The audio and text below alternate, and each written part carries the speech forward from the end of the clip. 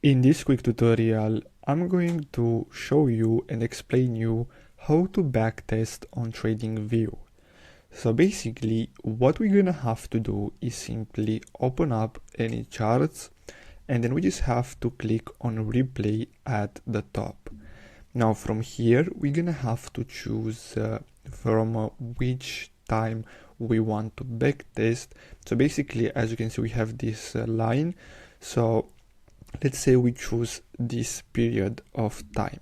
Now, as you can see, in order to use this feature, we're gonna have to upgrade to the premium plan. We also get 30 days free trial, but as you can see here in this animation, it shows you how this works. So after you choose in which point of the time you want to go back, then you click on the play button, and then it will start showing the price moving forward, so you can test out strategies to see if they're working or not. So you can do this faster instead of doing paper trading and waiting hours or days.